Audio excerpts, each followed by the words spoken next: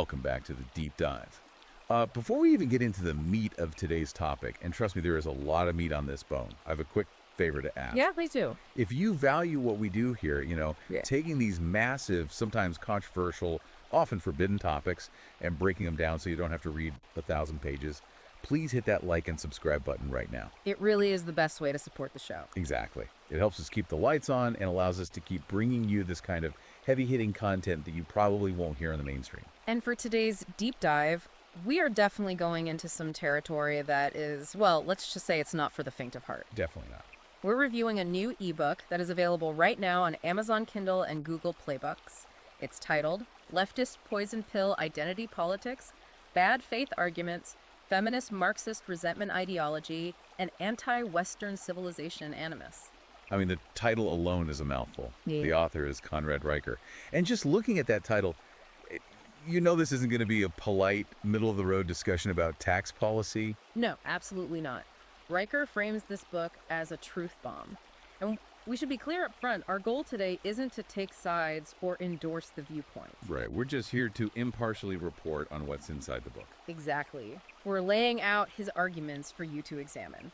He explicitly states this book is designed for men, and really anyone who feels like the world is being actively rewritten against them. So if you've been feeling like reality is shifting under your feet, or that you're being silenced in the workplace, or that the rules of society have suddenly inverted, Riker is arguing that you aren't crazy. Right. His premise is that you aren't imagining it. According to the book, you're just noticing a calculated dismantling of Western institutions. And that's the core premise we're exploring today. He's talking about how places like universities, corporations, HR departments, the family unit, how all of it is being captured by what he calls feminist Marxist ideology. So if you are that guy who is confused by why HR suddenly runs your life, or why merit seems to be treated like a hate crime now, this deep dive is going to be incredibly relevant. Yeah, we're going to trace what Riker calls the rot. We'll look at the lie of institutional neutrality, the weaponization of language, this concept he calls the infant predator schema, the death of the father, and finally his solution, which involves a return to classical education through the trivium. It's a dense book, but we're going to unpack it layer by layer. Let's start right at the beginning. Okay. Riker opens with this concept that institutions, places like universities or government bodies, are not neutral, even though they claim to be. Right. We tend to think, okay, a bathroom is just a bathroom. A university is just for learning. But Riker argues that neutrality is actually a trap. A trap? How so?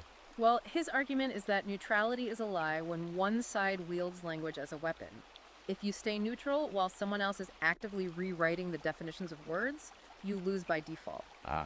To illustrate this, he uses a very specific, detailed example from the University of Ottawa back in 2015. He calls it the era of bathroom communism. Bathroom communism. That is a phrase I have not heard before. Walk us through what happened there. So the university decided to mandate gender-neutral washrooms across the campus. Which sounds pretty standard for a modern policy update, right? On the surface, yeah. But Riker digs into the how and the why. They didn't just change the signs on the doors. According to the book, they rebranded urinals as inclusion zones. Wait, they actually called a urinal an inclusion zone? Yes, and the stalls were labeled as safe spaces for gender exploration. You've got to be kidding me. According to the documents Riker cites, that's exactly what happened, and this is where his feminist Marxist critique comes in. He points out they hired a diversity consultant to design this policy. Okay, so they brought in an external expert. Right, but not just any expert. This wasn't a facility manager making a call. They brought this person in at a rate of $15,000 a day. 15 grand a day. Who is this person? This is where it gets bizarre. Riker notes that this specific consultant had previously worked on socialist housing programs in Venezuela. Wait, what? Yeah, programs that literally collapsed due to poor construction and corruption. So, Riker's point is, you have a failed architect of socialist housing who destroyed infrastructure in South America, now being paid a fortune to deconstruct bathroom norms in a Canadian university. Exactly. It's a strange transferable skill set.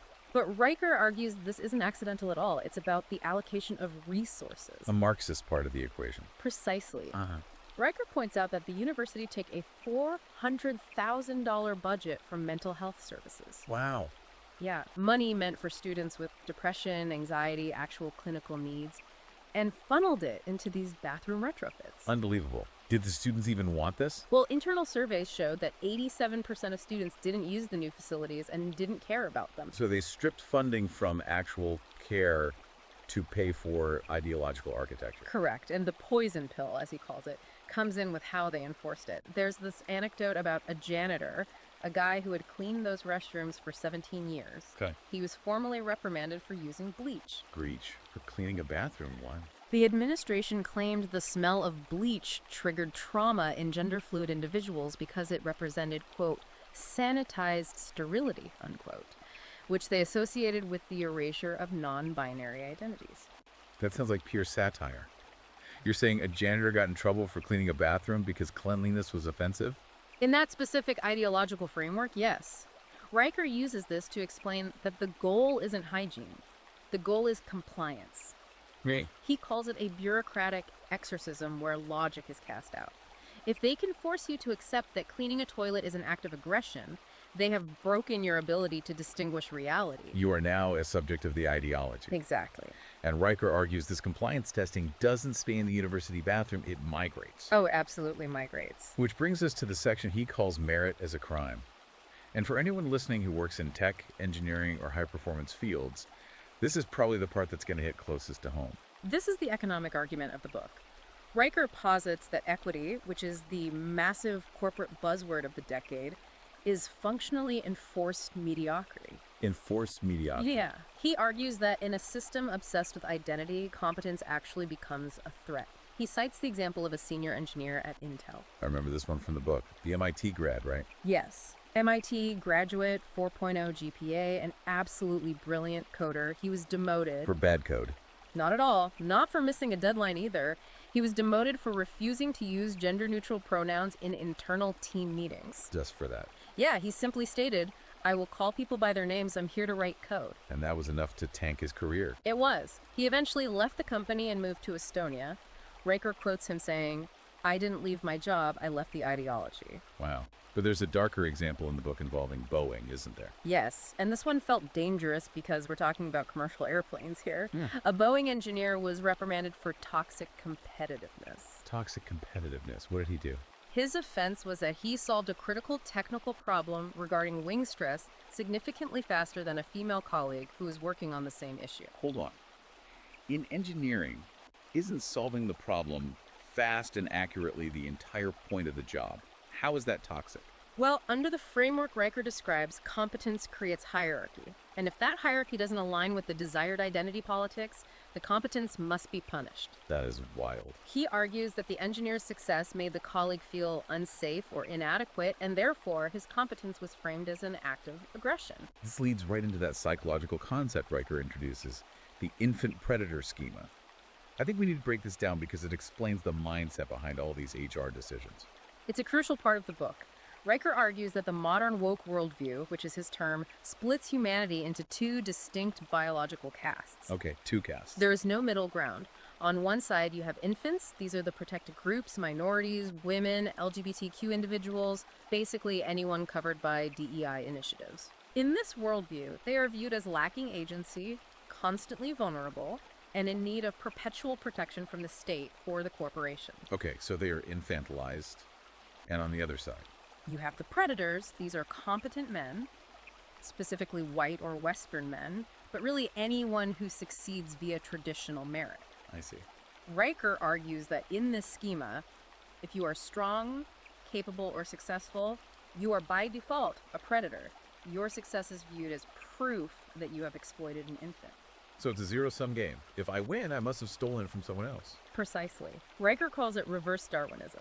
Instead of survival of the fittest, we have the punishment of the strong to appease the weak. And he warns about the consequences of this. Yeah, he says this is actively killing Western civilization because we are disincentivizing the very people who keep the lights on, the bridges standing, and the code running. And the tool they use to enforce this is language.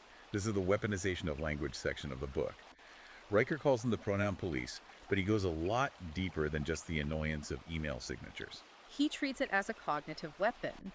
Riker cites a study claiming that the mandatory use of the singular they reduces reading comprehension and pattern recognition in the brain. Wait, it actually affects brain function?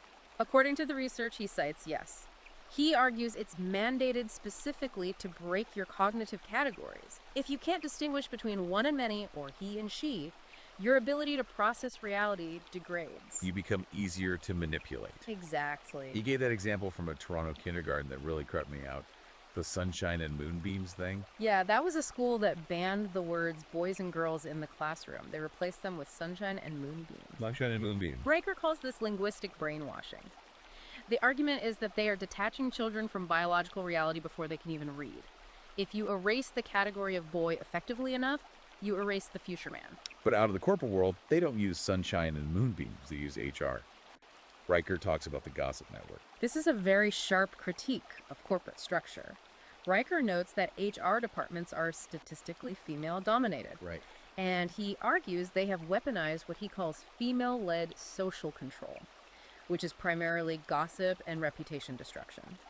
He shares the story of a man fired for laughing, just laughing, at a pronoun joke in a private Slack channel. Private, so they were monitoring direct messages. Someone screenshotted it. The company spent $120,000 in legal fees defending that termination. 120 grand for a laugh. Riker points out that the cost didn't matter to them. It was a ritual sacrifice to the empathy hoax. Define the empathy hoax for the listener. It's the idea that empathy is used as a tool for emotional tyranny. If someone says, "I don't feel safe," that statement becomes a trump card. Right, it just shuts down the conversation. Completely. It overrides logic, evidence, and due process. It doesn't matter if you are objectively right. It matters if you made someone feel bad. So feelings dictate reality. Yeah, and Riker argues this feminizes the workplace to a degree that makes it impossible for men to function authentically. I don't feel safe is basically the modern equivalent of off with his head. Yeah. And speaking of head games, let's talk about mental health. Riker mentions the therapy state. He discusses a male behavior assessment tool used at the University of Wisconsin. Okay. This tool flags high GPA, leadership qualities, and competitive sports participation as dominance risks. So doing well in school and being a captain of the football team is now a risk factor. According to this tool, yes. It pathologizes masculinity. Riker talks about stoicism as pathology. The traits that built the West, emotional control, endurance, stoicism, they are now diagnosed as problems. Problems that need to be cured. Right. The goal is to medicate the masculinity out of men and turn them into what Riker calls compliant clients of the therapy state. Man, this flows right into what I felt was the heaviest part of the book, which is the death of the father. Riker argues there is a concerted legal and cultural effort to erase fatherhood entirely. The statistics he pulls here are staggering, and he uses them to highlight the anti-male animus mentioned in the title. Yeah, the deadbeat dad stats. Right. He compares the media usage of the term deadbeat dad versus deadbeat mom. Deadbeat dad appears in media tracking about 8 million times a year. 8 million. And deadbeat mom. Only 12,000 times. That is a massive, massive disparity. Does he attribute that just to media bias? He attributes it to deliberate narrative construction. He points out that women initiate 70% of divorces, yet the cultural narrative is always that men are abandoning families. Riker argues this is designed to make men look disposable. He details a government-funded program in Canada called Fathers in Prison. What goes on in those workshops? Yeah. Because the name sounds like it should be rehabilitative. You'd think it would be about helping them reconnect with their kids, but Riker reviewed the curriculum. The workshops are actually designed to make these men accept their disposability. What do you mean by that? They are taught that their children are likely better off without their toxic influence, and that the best thing they can do is pay the state and stay away. That is incredibly bleak. It's basically telling men your only value is your wallet, otherwise disappear. It ties into his broader view on intersectionality. He calls it a Ponzi scheme of victimhood. A Ponzi scheme. Yeah, he argues that feminism mutated. It went from seeking legal equality, which Riker says was historically valid, to a war on biology. Right. He critiques the Me Too movement as a purge. He notes the 97% male target rate and argues that due process was abandoned to remove men from power and replace them with the infants from that schema we discussed earlier. Okay, so we painted a pretty dark picture here. Bathroom communism, merit is a crime, language is a weapon, and fathers are being actively erased. It's heavy. If you stop reading there, you'd probably just want to go live in a cave. But Riker does offer a solution. He calls it rebuilding the West. He does. And this is where the book pivots from complaint to strategy. His solution isn't to go protest in the street. He argues that's playing their game on their terms. So what is his solution? It's deeply intellectual. He focuses on the trivium. The trivium. That's an old classical education concept. Logic, rhetoric, and grammar. Exactly. Riker's argument is you cannot fight this with feelings. You must fight it with superior thinking. He calls logic the penicillin of the mind. Okay, but how does that actually work in the real world? Can you walk us through a practical example from the book? Let's say I'm in a corporate meeting and someone hits me with one of these woke arguments. How does the trivium help me? Great question. Riker actually breaks this down step by step. Let's take the inclusion zone bathroom example from earlier. Right on. First, you apply grammar. Now, grammar isn't just commas and syntax, it's defining terms. Riker says you simply ask, what is the specific definition of an inclusion zone, and how does it functionally differ from a urinal? Oh, I like that. You force them to clearly define their terms. Right. And usually, they can't, without sounding ridiculous. Okay, so you pin them down on definitions. Then what? Then you apply logic. You look for the fallacy. In this case, it's usually an emotional fallacy, the idea that safety requires renaming a piece of plumbing. So you dismantle that causal link. Exactly. You ask, how does changing the name of a ceramic fixture actually increase physical safety? And finally, rhetoric. Rhetoric is the art of persuasion. Riker warns men not to get angry. The moment you get angry, you fit the predator stereotype they want you to fit. Right, you play right into their hands. Instead, you use rhetoric to calmly expose the absurdity to the audience, not to the opponent. You ask the room, is allocating $400,000 from mental health services to rename fixtures the most compassionate use of our limited funds? Wow, so you turn their own weapon, compassion, right against them. Exactly. I see. So you aren't fighting on their emotional turf, you are dragging them onto your intellectual turf. You got it. And Riker cites a Stanford study claiming that students trained in formal logic were 73% less likely to fall for what he calls woke propaganda. 73%. Yeah, it implies that this entire ideology relies entirely on you not being able to think clearly. He also points to a real-world example of a country doing this differently, right? Hungary. Yes, and while this is controversial in the mainstream, Riker strongly praises the Hungarian approach to childhood education. What are they doing differently? He notes that instead of teaching gender theory, their curriculum focuses on nature, farming, and biology, teaching kids about farm animals, seasons, and crops. Just basic physical reality. Right. He argues that grounding kids in the physical realities of nature makes them immune to the virtual realities of identity politics. He sees their investment in the traditional family unit as the only viable counterexample to Western decay. Grounding them in reality. That makes a lot of sense. Finally, we have to touch on the epilogue of the book. Riker gets very personal here. He speaks directly to the reader. He does. He pivots entirely to personal responsibility. He tells the reader, stop apologizing.